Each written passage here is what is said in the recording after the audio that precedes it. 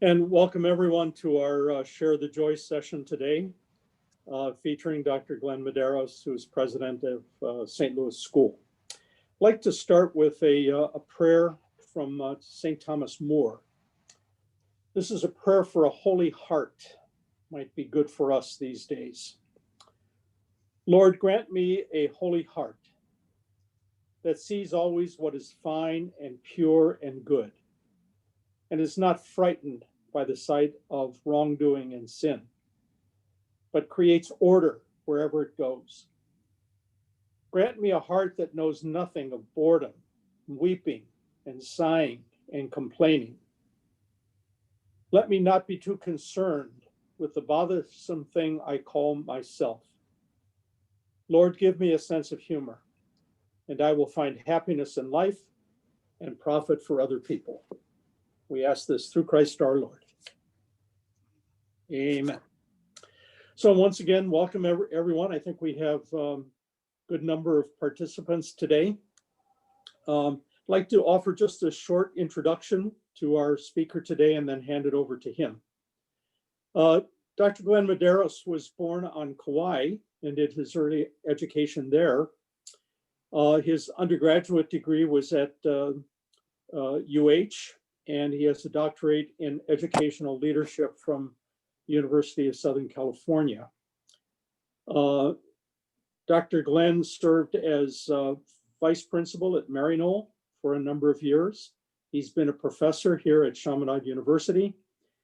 And since 2015, he's been at St. Louis School as president. So he's one of the leaders of our MARIANIST Educational Sponsorship Network. And we're really glad, Glenn, that you were willing to come and share with us today on the joy of educational leadership, especially in the MARIANIST tradition. Before I turn it over, I'd like to just give a very little story that happened this week. I got an email from one of our brothers in Madrid. His name is Brother Lander. Lander came to visit Chaminade University about 3 years ago. He was visiting a number of the MARIANIST schools in North America. So he visited both St. Louis School and Chaminade University. That evening up at Holly Malia, he was talking about meeting Glenn Medeiros. And the brothers there began to talk to him about Glenn's earlier career in music. And Lander said, "You mean this is the Glenn Medeiros?" Because he knew his music, Glenn's music was on the top of the charts in both France and Spain in the late 80s and early 90s. So he ran up from the house, he ran back to the school and had to get a picture with Glenn. So we have a man today who's had a number of careers and lots of various experiences and career twists and turns that he'll talk about. So without further ado, we'll turn it over to Dr. Glenn Medeiros, president of St. Louis School. After his presentation, we'll have some time for Q&A. Glenn, it's all yours. Thank you, Father Marty. I do want to say thank you, everyone, for being here today. I would like to preface this presentation first by saying that the focus of the presentation will have a little bit of what happened in my life prior to becoming a leader, but most of it will be focused on my journey as a MARIANIST leader.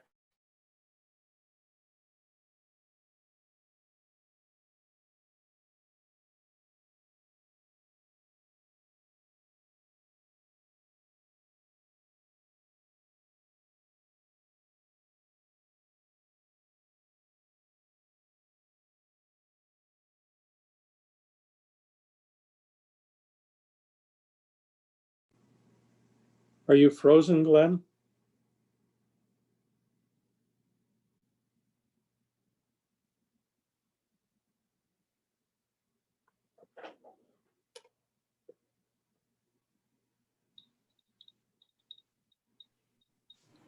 Are we frozen? Just got locked out a little bit. Are we back again? I'm sorry. Yeah, we're back. Okay. So anyway, there've been a lot of people that helped shape me along the way, and I want to thank them. And also, I do want to mention that it's a continual growth for me as a leader. I have so much to learn, and I'm constantly learning from people here at St. Louis School and elsewhere. So I introduce you to my journey. And so let me see if I can get this next slide moving here. So this particular journey, of course, this is part of the Share the Joy presentations and my educational leadership journey, the Marianist way. I first want to take you back to my life can almost be separated into two different categories. One is growing up in Kauai and then traveling to about 40 different countries around the world as a singer, and then choosing to move to Oahu here to go to college to become an educator, and my life moved from music to education. I do want to share with you that for me, my life was very mission driven as a young person. Church was a major part of my life. We go to church every Sunday. I'd even go to church during the week sometimes to help paint the church and do different things, just, help varnish the doors. So we were really, church was a big part of our lives and my family's life. And life was very simple. We didn't have a lot of money. I came from a family, we were on welfare, but my parents did put enough money to purchase their own home. And we didn't have a lot of things, but we were, I never felt like we were missing a whole lot. I would see people with nice cars and different things, but at the same time, I knew you couldn't have that, but we were still happy. It was all about being a good person, and life would work itself out. It's a simple life. I didn't work too hard on the musical part because it came real naturally for me. And I lived on a modest budget, and believe it or not, a lot of performers out there. Yes, I sold 7 million singles, and I had success in certain countries, but for the most part, unless you sell a lot of albums or unless you write most of your music, you're not going to make a lot of money as a performer. So life was, even though I traveled around the world, I somewhat lived a simple life. And whenever I go out on the road, I'd go out on the road for about 3 weeks at a time, and then I'd come back home to Kauai and just live my simple life with my family. And so my life was primarily mission driven, the first half. In the second half, things really changed because I was married, and and a lot of people experience this, but as soon as you have children, we get into that mode of, okay, I need to provide for my family. And so I knew I always wanted to be an educator, and I knew that eventually things would slow down in regards to the music industry. And a couple of opportunities came my way to perform here on Oahu with Frank DeLima and Loyal Garner. So I took that opportunity to come up here and go to college. And so my mission for me was still strong in that I had always dreamed of not only touching people's lives with my music, but I also wanted to make a difference as an educator, just like my third grade teacher did at Koloa School on Kauai, where he really helped me to believe in myself, to find my talents. And then that eventually helped spread to other things. I became a better student. I became more confident. I became able to speak to others confidently. So I wanted to make a difference, but also as a father, I wanted to bring in that income. And I started working really hard, going to school during the day and then performing at night. It was a really busy life, working long hours and then raising a family. So I kind of moved from very mission driven to also be my second half of my life. A lot of it was kind of driven to take care of my family financially, but still wanting to make a difference in lives educationally. I want you to think about a couple of essential questions as I make this presentation, and we're going to address it at the end of this presentation. It won't be too long. I'll be talking for about 25 minutes or so, but what is the difference between a job and a vocation? I want you to think about that. And the second thing is, name one quality about an educator you respect that is most admirable. So if you could think about those questions, and then we'll get back to it at the end of the presentation. So when I eventually became the president at St. Louis School, I even if some of my faculty and staff will tell you, I'm always talking about mission and margin. And in the beginning, I really felt that it should be 50-50. And so if you look at our mission here at St. Louis School, I looked at it that way, but then I looked at it the other way too. I said, hey, yes, this mission is important, but we're going to spend the least amount of money as possible to make that mission happen. And I know that wording is pretty tough, but in the case that we were in 2015, things weren't looking all that good financially for us. So So that mindset was really needed at the time, but I'll go on to talk to you about how that mindset changed over time. So what I told to myself in the very beginning is that I need to kind of measure myself as a leader, and the board that I work for, of course, I'm evaluated each and every year that I'm here as president. But for myself, I was introduced to the characteristics of a Marianist education when I first got here, and I was really compelled to want to live out that particular mission. I knew that the Marinists have been here for at the time about 200 years. Now it's over 200 years, and they've been running schools so successfully for so many years. So I want you to kind of take a look at this as I came into St. Louis School. When I took a look at the education for formation and faith, what I saw when I got in was we had a mass once per month in the gym, and everyone would join in. It get a little loud at times because we had a lot of kids all there at the same time in a hot gym. But it was nice. It was a beautiful mass.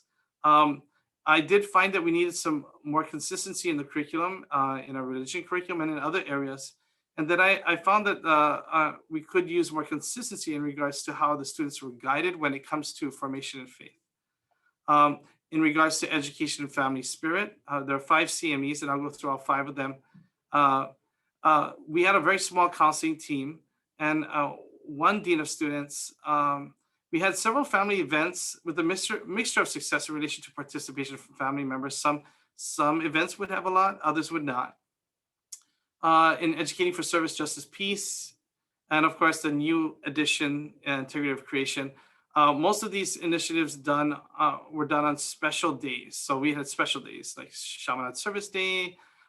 Instead of having it embedded in the curriculum a lot, there was a little bit of it in there. However, there was, from my opinion, not a whole lot of involvement outside the St. Louis school community in comparison to some of the other schools that I've been at.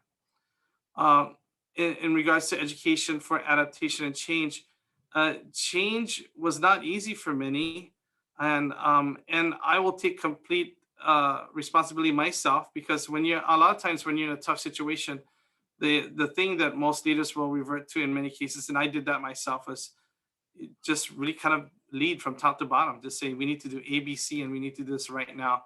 And so that makes change difficult for people if they're not part of the solution. So that was something I needed to learn when I first got to St. Louis School. We had not a lot of connection. There was a connection to the culture in school, but it wasn't necessarily orchestrated. It just kind of happened. It would happen in one class and maybe not another. And I will once again take fault for the fact that we needed to move quickly, and there was a lot of change and a lot of quick change. And then, of course, providing an integral quality education. So, educating the whole person. And for me, outside of the cores and some of the AP courses, we really needed more electives to build a whole student. So again, I'm looking at myself as a Marianist leader based on how I'm having an impact on the CME'S at St. Louis School in these ways. Luckily for me, I'm part of a Marianist family that provides a lot of professional development. There's a person named Larry Keller, former principal of Marinus High School, who would call me 2 or 3 times a week. Generally, it's a once a week call. Was there for me, really providing incredible advice. I've been mentored from day one from Brother John Campbell, who's former president of another Marinus school and for 15 years in Florida, and he continues to be a great mentor for me. And also Father Marty, as the provincial during most of my time as president at St. Louis School. I constantly relied on him and his leadership and watched him and tried to emulate him as a leader. I was also lucky enough to have a lot of professional development. So once a year, all of the presidents of every single institution, Marianist institution, meets in St. Louis, Missouri once a year, and I gathered a lot of information from them. And I also had professional development opportunities in the last couple of years as the part of the Marianist lead team, where they selected a group of leaders to meet over the last 2 years and really learn and gain a deeper understanding of the Marianist charism. Several years later, there's a change of my mindset after a while, I started realizing that, if I really truly live the mission, then the margin will kind of take care of itself. And so margin is still extremely important. It's something I keep my eye on, but not as much as I did 6 years ago. So when we look at things today, from my perspective, and again, this is only my opinion, but when we look at education for formation in faith, and we look back at the CMEs, what was really great is we have people like Father Pat here at St. Louis School who said, let's try and create a mass experience that is more personalized. So instead of having it in the gym once a month, we ended up creating once a week masses for all of our elementary school students. And then every 3 weeks, we would have a mass at the Mystical Rose Oratory. And we had one for middle school, and the homilies were created specifically for middle school students. We have one for freshmen and seniors, and then another one for juniors, sophomores, and put them on a rotation. Since that time, we've also worked really hard on a curriculum to make sure that we're using textbooks that are standards-based, that are aligned with each other, from religion to many of our other courses. And so that formation in faith, I feel, has been more stabilized, and especially in the last couple of years. And as I speak, we're working on some pretty substantive changes for next school year that I think will lead us in this direction too. Education for family spirit. We added a second dean of students when we were here, and we added more counselors, and that really made a big difference. What I also found is that we were meeting with more families. So instead of just meeting with the students, we made a concerted effort to meet with families also, which is really important. And then also in the last couple of years, as we began creating our INA-based learning and adding that to our curriculum, we've been having so many families come to the campus at night to take part in learning about our Hawaiian culture here. We're a Marianist school, but we're smack in the middle of the islands on Oahu. We've been here for 175 years, and we've served the Native Hawaiian community for many years. We're 63% Native Hawaiian. So we started offering opportunities for parents to come and learn about Hawaiian culture on campus. And there were, it was amazing how many people got involved. Education for service, justice, and peace, and integrity of creation. I think in my opinion, I think we do this on a consistent basis, and we teach our students what it means to be a St. Louis man through our Kapilina series that we have now, where every 3 weeks the students rotate from Mass to Kapilina to different activities. Next year, that third option is going to be a counseling where the students meet about counseling and what it takes to go to college and working on their behavior and their academics. We still have more work to do in that area, but I think that we have some really good ideas for next year in regards to doing that. Educating for adaptation and change. Really, this has truly shown this past couple of years. I'm so proud of the faculty and staff that I have here that have done such a great job in coming to school during the pandemic and teaching our students live in person, but also online. And I do think because of some of the successes that we've had in launching the elementary school successfully and doing some of the things that we've done, change, I believe, is more widely accepted as a necessity, really, if we're reaching for greatness. I do believe that we have more voice and choice now. Could we grow in that way? Yes. I still think we have more growth in that area, but I try very hard in meetings to have a nice balance of representation in relation to having a team that has parents, students, teachers, administrators, making decisions together. And then I do think we're more culturally sensitive. We've really kind of embraced our Hawaiian identity here, whether we're Native Hawaiian or not, or whether we're born here in Hawaii, embracing that and learning about it here.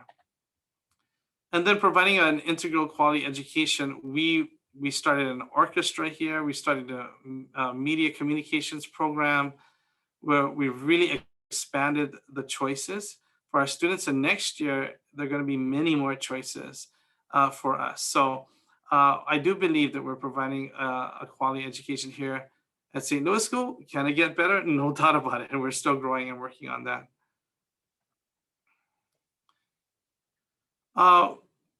I'd like to go through what I believe are some simple steps in regards to building the 5 CMEs. And first of all, providing an integral and quality education can be done through the communication and execution of goals. And I think that's the key. I think it's important that we keep our goals very simple and that we provide short and long-term goals. If there are short-term goals, we want to always have that feeling of success and feeling like we're getting things done. Sometimes if we only focus on our long-term goals, sometimes those goals never happen. And sometimes it takes a really long time for it to happen. So short and long term is important. Also making sure that the goals are attainable. I tried very hard to leverage the strengths of individuals and place people in positions to succeed. And many times they're uncomfortable with the positions that I say, I think I want you here. But after a while, they realize, hey, Glenn, you're right. And there have been times that I've been wrong also, but for the most part, it's worked out pretty well. Formation in faith and family spirit. I really believe seeing, doing, and leading is key. One of the things I learned at Marino School, and the sisters would always tell me, make God's love visible whenever you can. People need to see faith and family spirit communicated in actions and in visual representations. So we try to do it as much as possible. Some of you that follow our St. Louis social media will realize that we're constantly putting out pictures showing people that we do make God's love visible here at St. Louis School, and we do so on our social media. And I think it's important to provide the environment needed to make that happen. So providing a schedule of facilities that will help them to be able to make it happen, I think is very important. We needed a home for our campus ministry. We found a building that was smack, in the middle of the campus relatively, so that everyone would be able to benefit from campus ministry. And when I got here at St. Louis School, it was a store, it was a clothing store.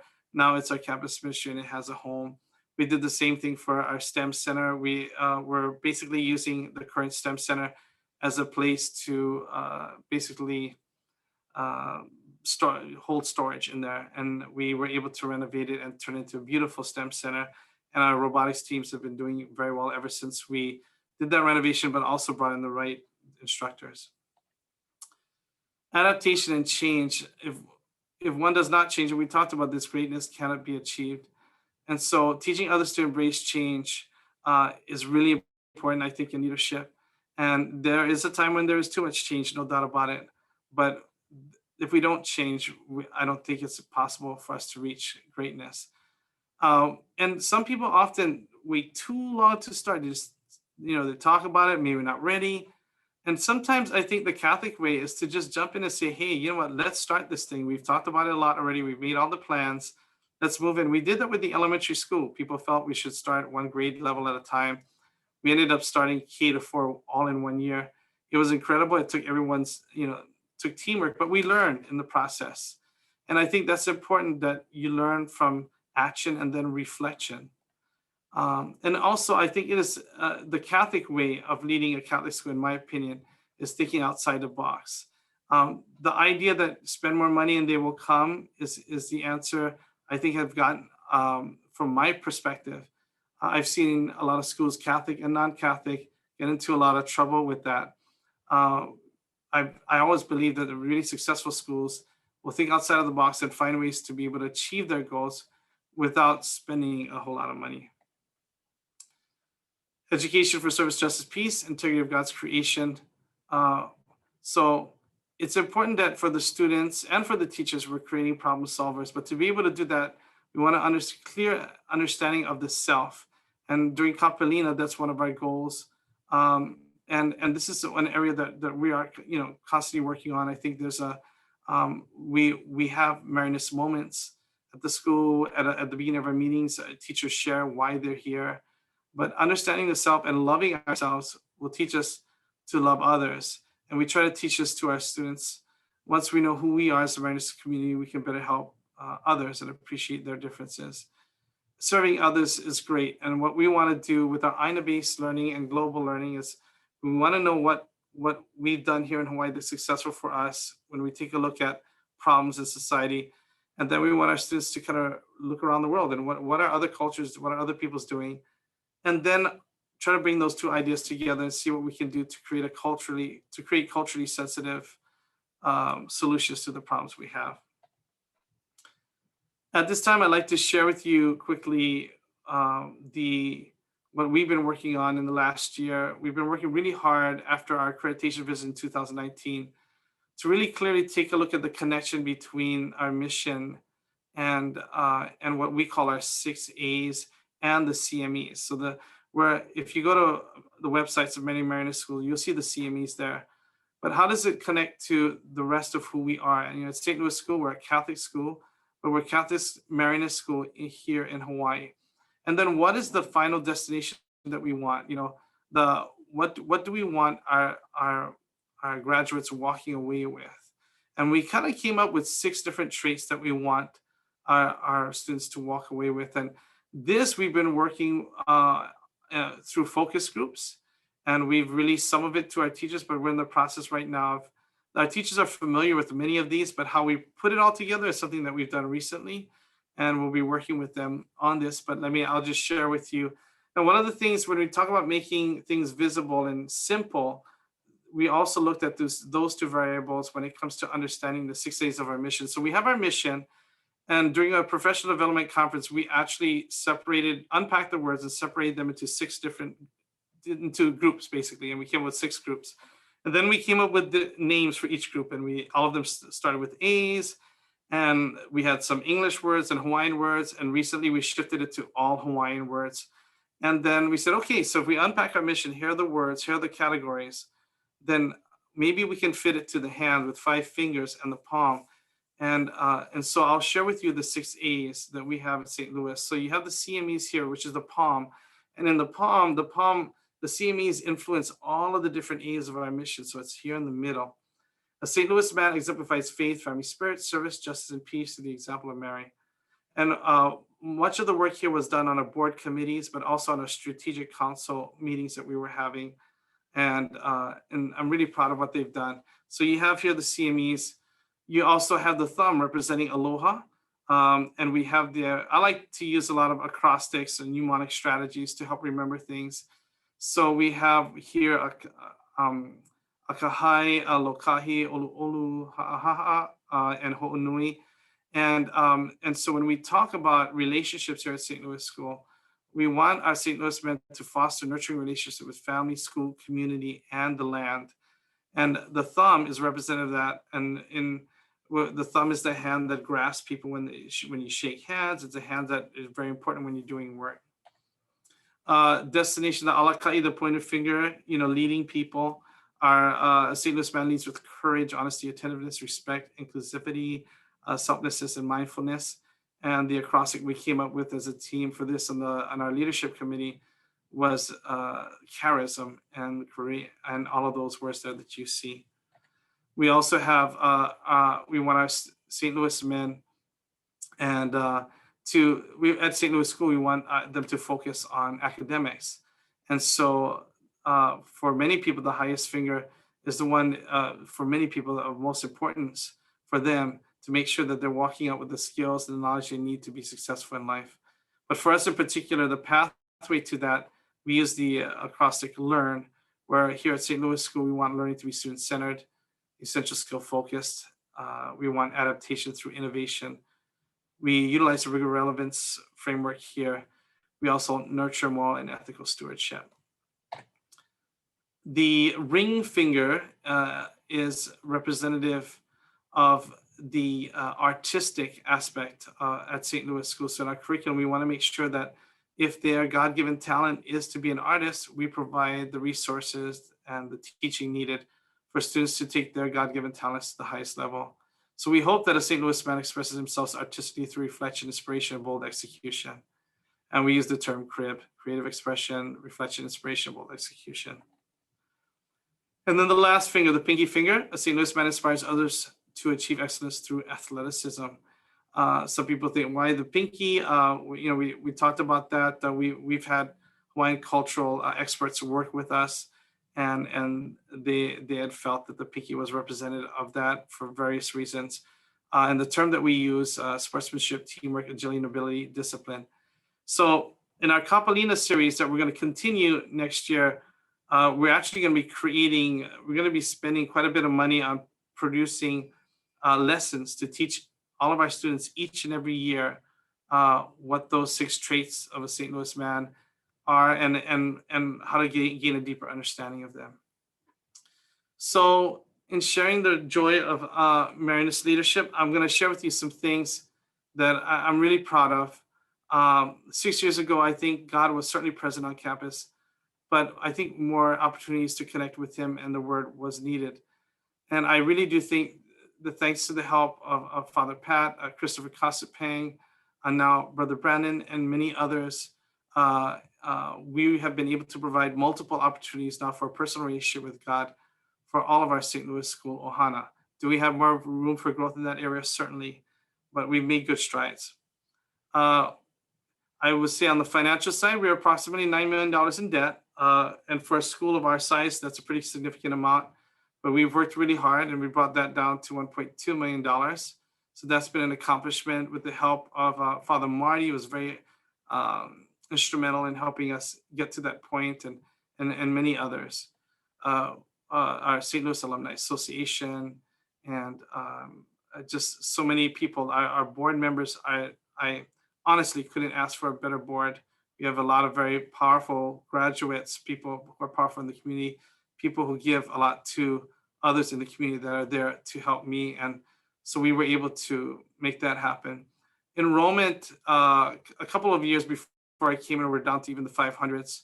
And thanks to our incredible admissions director and to all the work that we've done, we're up to about 900 students now. The elementary school brought in about 140 students, but the rest of them, I think, were a combination of just all of the great work that's been done to promote St. Louis School. Our endowment, in which we provide scholarships for our students, was at 8.4 million about 6 years ago, and we've been working really hard fundraising. The market has been really good out there as far as investments. We've got a great investment team. And this year, I'm proud to say we're at $14.4 million in relation to our endowment. I'd like to get it a lot higher. And, you have Punahou at 300 million and Iolani at about 185 million, if I recall correctly. But we're going to work really hard to build that. When I first got here, we're in middle and high school, and thanks to everyone's efforts, we were able to successfully launch and sustain the elementary school. Much of our athletic facilities were old, and I do want to thank the person who was president at St. Louis School previous to me, Walter Kirimitsu, Judge Walter Kirimitsu, who really worked closely with the Clarence D.C. Ching Foundation. Clarence D.C. Ching was a graduate of St. Louis School in 1932, and he was able to really build the relationships we needed with that foundation so that we could really revamp our facilities. I was the one who had to see through with some of those facilities, but he was able to get many of them done himself. But we were able to build and raise the money needed for a new locker room and gym. So that's been exciting. About 6 years ago, we provided approximately $1.4 million in financial aid and scholarships. Today, we provide approximately $4.4 million in scholarships and financial aid, in part to many of the collaborations that we have in place, one with Kamehameha Schools, and we've grown our endowment, and we've had other collaborations that have allowed for us to make that possible. The St. Louis Board and Administration, when I first got here, wasn't always in alignment. They both worked very hard, but thanks to us working together collaboratively, we work very closely together. And I've actually tried to empower the board members we were at 3 committees on our board. We had 3 board committees when I got here. We have 10 committees now, and each committee is led by a particular board member. And we've tried to match each committee with the strength of a specific board member. And it's amazing. Like I said, I couldn't ask for a better board. And now St. Louis School, Shaman University Marist Center, when I was first started, sometimes operated independently, not all the time, they worked together, but sometimes they operated independently. I think thanks to Dr. Babington and her being such a great collaborator, and thanks to everyone who are involved in the Marianists here in Hawaii and elsewhere, I think we've been able to strengthen that and leverage each other's strengths so that we could build a stronger relationship, all to benefit one mission, because we're all Marianist schools. So I know it took a long time there, Father Marty, but I thought we could go back to these two questions here. Or if you have any questions for me, then I'd be more than happy to answer them. So thanks very much. Thanks very much, Dr. Medeiros. Really a nice presentation about how to integrate a sense of mission into all aspects of the school. Maybe we could just open it up and see if there are any questions. If we have a chat function, so if any of the participants have a question to begin with, let's start there, and then if not, then we'll look at the two questions that you posed.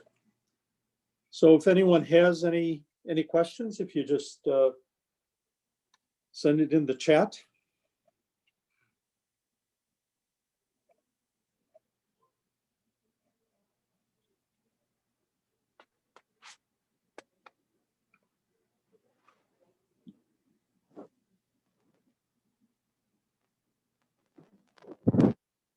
Okay, well, if they come up, then just send them over and I'll pick them up. Glenn, I wonder if you could just say a little bit more, maybe to have you reflect on those very questions. What's the difference for you between a job and a vocation? Now, you touched on it, but could you focus your thought exactly on that? What's the difference for you between a job and a vocation? For me, I learned early on teaching in Catholic schools that there are people that work very hard in school, and they'll come to work if they start at 7:30, they'll start at 7:30, and they will leave when work is done at 3:30, and they do a great job, whether it's teaching, administrator work, they do whatever it is. And those people, I tend to see them as just, they do a great job at what they do. When it comes to vocation, I think one of the things that makes Catholic schools so amazing is that there's a tradition of people, that priests, brothers, sisters, who made their lives as an educator their vocation. So it didn't stop. They whether it's Saturdays, Sundays, early mornings, late evenings, they go beyond what they need to do to do their jobs. And I've been blessed to see people like that and work with people like that. And I've tried to do that myself. I try to get in early every day, and I'm often here on the weekends. But I can tell you, there are a lot of other people, like the Tim Los Baños of St. Louis School, and Ray Abriganos that are here every weekend, and they're just, it's their vocation. And that's what I see. Good. Had a question from Dr.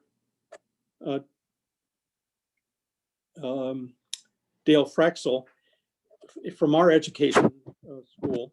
And first of all, he liked your presentation.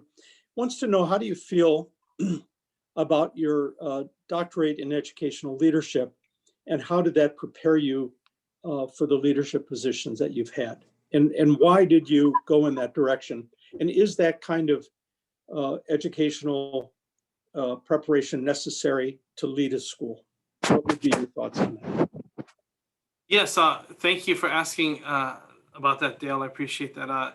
I think for me, my experience with the professors at USC were amazing, because they were able to, a lot of them were in the field of education, worked in various capacities. A lot of them were writing books about what it is to be an educational leader. And a lot of them were very passionate about it. I learned a lot. In the program that I was in, it was very focused a lot on the academic side of things. So some of it, quite a bit of it was a review of what I had learned when I worked towards my master's degree in elementary education. But on the leadership side, a lot of what I learned, there were some great things that I learned, specifically about goal setting and how to work within a K-12 environment. But a lot of what I did learn came when I started working on the job, and a lot of the connections that I made to what I read during the doctoral program were made once I actually started performing as a president. But it was a fantastic experience, in particular writing the dissertation, because my dissertation was focused on how to save Hawaii's Catholic schools. And I was able to read up on how so many Catholic schools across the United States are closing, and try to find out, you know, what's happening there. What is it that is causing this? What are some of the factors? And being able to study that was very helpful for me.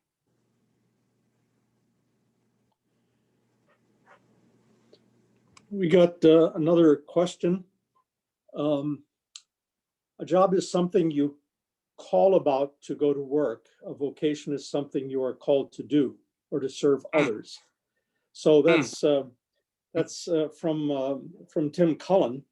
Yes. It's a little bit of a change of perspective. Yes. Very nice. Hi, Tim. I wanted to ask you a question, Glenn.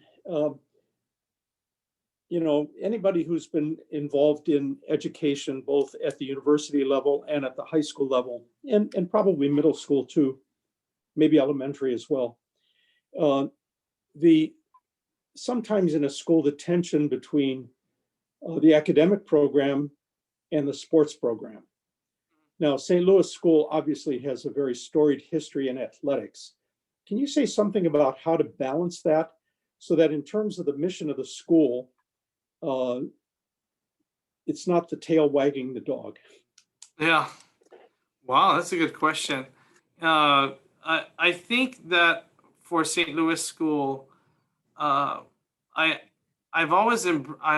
not a great athlete, but I've always been involved in sports. I'm an avid tennis player, and I grew up playing football and baseball, and so I love sports. And I was very attracted to St. Louis School in part because of the athletics here. When I did come to St. Louis School, though, I did see some red flags, and one of the issues is that we had I think we had a little bit of a issue in relation to some of the students feeling like, hey, I'm bringing my talents to St. Louis, so you guys owe us. And some of these families were not necessarily interested in wanting to pay tuition. And it wasn't a good thing to hear from parents coming saying, hey, why should I pay tuition if these guys aren't? And people are paying, but they weren't always paying on time. People weren't always paying the full amount. And so it took a little bit of a cultural shift. The group of people that were, you know, that fit in that category of, you know, I'm bringing my talents to St. Louis School, so you owe me, was not a lot of, I would say maybe, you know, 10-15% of the athletes, but it was a loud voice that I had to kind of contend with. And in the process of holding our ground, some of these students ended up leaving, going to Mililani High School or other schools elsewhere.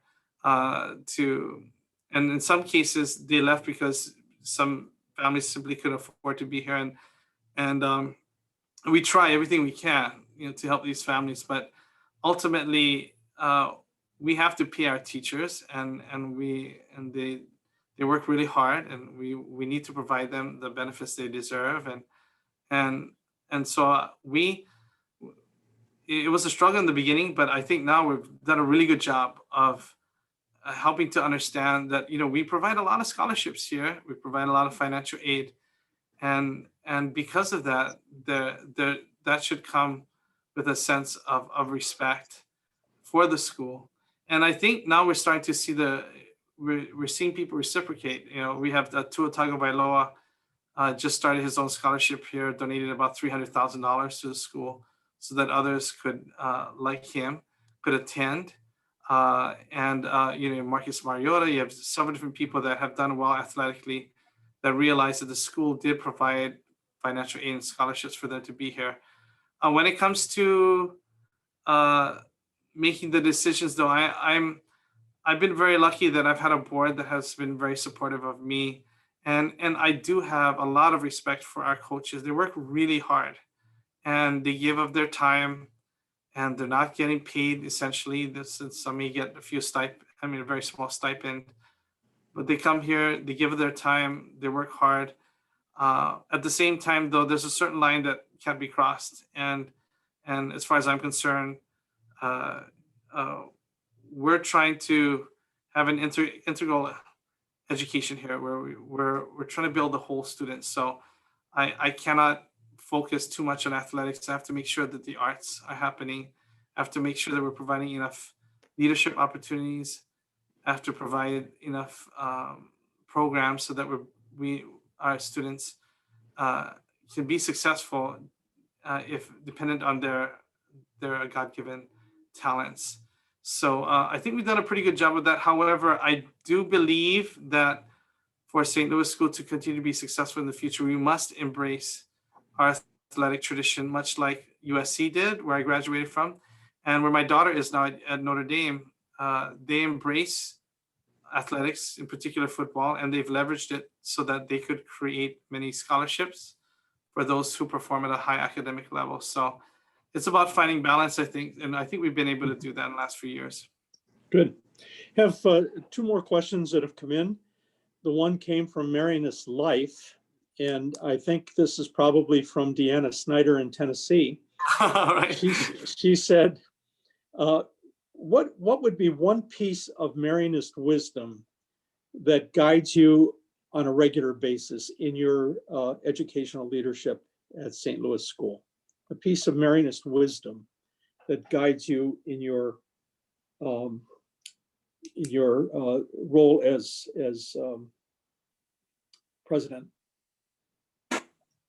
I think back to Blessed Chaminade and one of his quotes. I can't remember it verbatim right now, but it's that idea of being resilient, and that that we can overcome obstacles, and I always keep that in mind, that no matter how challenging it is, as long as we have God on our side, as long as we continue to pray, and we know that we're a bigger part of God's plan, that ultimately things will work out okay. Because I can tell you that, I can list the achievements that we've had in the last 6 years, but a lot of that wouldn't be possible if it were not for God's grace and God watching over St. Louis School and guiding the people that have been here, including myself. Very good. One participant said, she quoted Father Chaminade, "I am like a brook. Yes. That overcomes obstacles by growing deeper." Yeah. That's it. Yeah. Got a question from Brother Brandon Alana.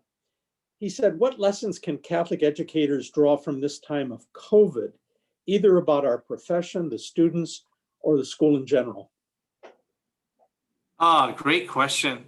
I can tell you this, what we've learned is that the Catholic schools in general as a whole have taken a brave approach to dealing with this. Instead of saying schools are going to get shut down, you're going to learn at home, Catholic schools have said across Oahu and across the state that, you know what, we're looking at the data and we're looking at how it impacts students from birth to 18 years old. We know what we see. We know that there are certain safety protocols that we can put into place to keep people potentially more safe here than they would be elsewhere.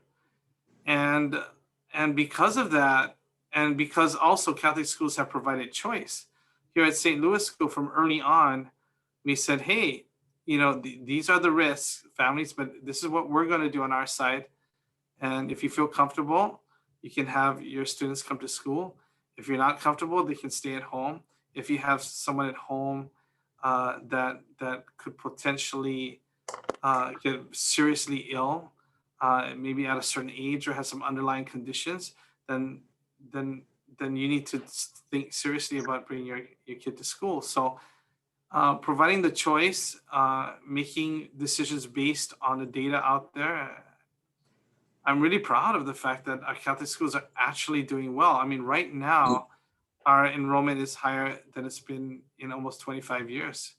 And typically the pattern is you start maybe with about 870 students, and by the time you get to January, between unfortunately sometimes letting students go, people moving elsewhere, at this point we might be down 10, 15 students, but we're actually moving up throughout the year. So I think that's a testament to the hard work and the bravery that has been shown in our Catholic schools. Yeah, I would add the same about Chaminade University. President Lynn, Brother Ed Brink, and the mission office, our provost, Lance Askelson, and their team, and many other people, obviously, have done a really marvelous job in leading us through a very complicated time. And I think what you said at the very end of your presentation, the level of cooperation between these two institutions, it's really exemplary. And I think much of that is due to a real sense of Marianist cooperation on this side, especially with President Lynn, with you, but also with Marianist Center, with Brother Bill Campbell. Yes. Tanada had a question, and she wanted to know, in your position, how does a Catholic educator continue his or her own faith formation? Oh, that's a really good question. We have been so blessed here. I mean, between Father Pat and Joe Nugent, Brother Brandon, Christopher Casapang, we have so many opportunities to pray together, to build in our faith, and whether it's through the many opportunities we have to pray and sing together, or whether it is developing small communities. We've done a good job. Do I think there's room for growth? No doubt about it. But I do think that there are several opportunities for us here at St. Louis School, and I know that there are many at Chaminade University also. Yeah. How about for you personally? For me personally, I right now it's wonderful. I feel so blessed because I have sessions with Brother John. We meet usually once a week, but sometimes every couple weeks, and we go through readings together. He simplifies it for me so I can really understand. The Bible is written for different groups of people in different situations, different time, and he simplifies it for me so that I can truly understand God's word, but also understand the Marianist take on things. And then of course with you, Father Marty, and the mentoring that you've been providing me, and when we meet and we talk, and in particular lately with the Mary's Lead program. So I have lots of opportunities. Yeah. Good. Just wanted here at the end, I wanted to give a shout out to Tim Cullen, who is the head of school at St. Anthony's School on Maui, and is also a very, very good collaborator. And he brings professionalism and a good sense of humor, and also the wisdom from Northern Ohio to his work in Marianist education. So I think we've exhausted the time, Glenn. Really grateful for your preparation and for sharing your wisdom. More than that, we're very grateful for your collaboration in this mission on this campus of Catholic education, Marianist education, and for your very cooperative and generous heart. So I'm going to take my Moa's suggestion and conclude our time together with the actual quote from Father Chaminade. I am like a brook that makes no effort to overcome obstacles in its way. All the obstacles can do is hold me up for a while, as a brook is held up. But during that time, it grows broader and deeper, and after a while, it overflows the obstruction and flows along again. And that is how I'm going to work. From Father Chaminade. So thanks, Wow. thanks again. Like to thank all of our participants. We have a real range of people. Thank you so much for being part of this. And just a reminder, next week, same time, Bishop Larry Silva will be the presenter. So you're all very welcome to join us. Same place, same station, same time. So God bless, and thanks, Dr. Glenn Medeiros, for your wonderful presentation. Wish we could have you sing something here at the end, but we'll save that till next time. All right. Thank you so much. Okay. Bye-bye, everyone. Aloha.